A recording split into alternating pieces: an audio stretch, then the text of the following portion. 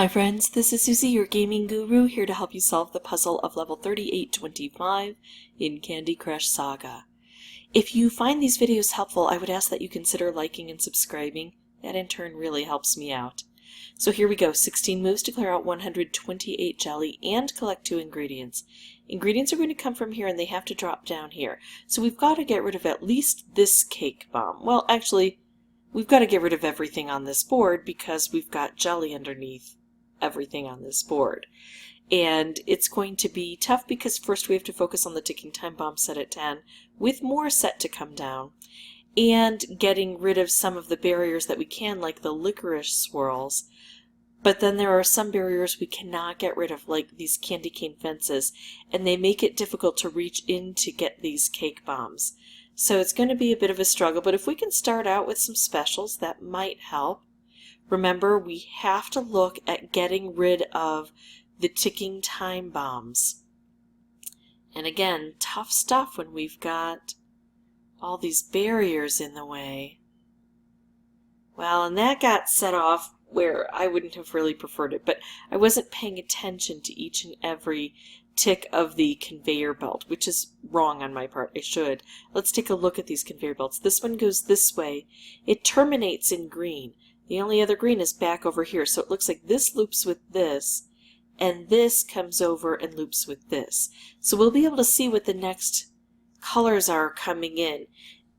It doesn't seem significant right now, but that's the sort of information that can really help us get an edge. Speaking of an edge, I'm going to work on these edges here and clear things out. If I could just get one cake bomb gone, all of the dangerous ticking time bombs would be removed.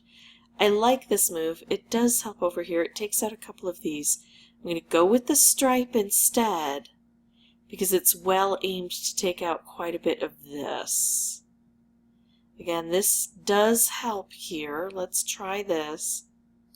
I'd like to get this set off while I bring this down. Here, actually, let's try this. If I can get one or the other of these set off, it will propel the other one and we'll be able to clear this out. But if I do this, I drop down an orange, but there's not another orange to join it.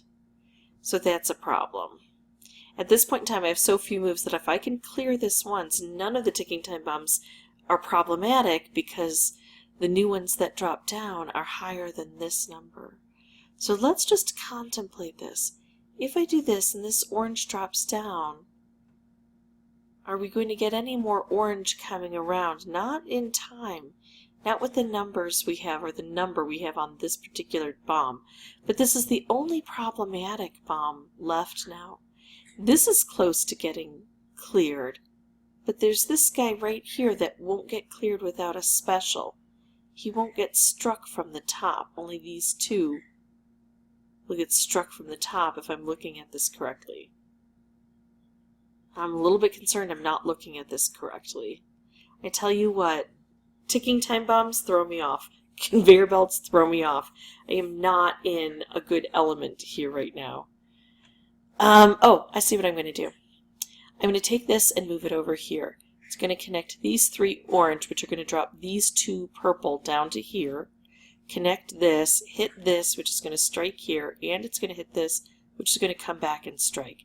This will take out one thing from each of the quadrants of the cake bomb. So probably, let's say this and this go away. Then this comes and also takes out one from each quadrant. So this and this goes away. Or some configuration similar to that. So let's make sure I'm going to do exactly what I wanted to do. This brings this down, hits this, yep. There we go. Ticking time bomb no longer an issue. Plus, we've taken out now a layer of all of that jelly. So by the end of this, the only jelly we should have to worry about, actually almost throughout the whole event, the only jelly we should have to worry about is the jelly under the very last cake bomb that gets removed. There are possibilities that, you know, a jelly could be trapped under a licorice swirl and take a little extra, but with 3 cake bombs, that's not very likely. I like this move. It takes out one of these and one of these. Or I could do this. Does that hit that? very confused at this point. Yeah, it can hit down here, so I was confused. It does have that edge. Now look at this. I'm going to be able to take out this entirely and this almost completely. I'd rather take this one out completely first because this is the harder area to reach. The center is going to be easier to clean up that residue. I think if I do this, I'm good, because even if a green drops in a position, it would take all of this out. If it doesn't, this comes on the conveyor and it looks like I'll still be able to make that move as a secondary position. Even better, efficiency of moves, that got taken out and the top one went first. So that's good. So now I've got to clear this out and now get these ingredients down here. I kind of forgot about the ingredient. I'm so focused on the jelly. I could make a stripe and it's coming along this way, or I could do this and it would take out one of the two jelly I need. I'm going to go for the stripe because sometimes it's hard to maneuver things downward. I could do this and it would drop this down significantly and even past the conveyor belt. I'd hate to drop this down a little bit and then have it move away while this comes into position. But I think I'd like to make a micro movement. I've got 5 moves.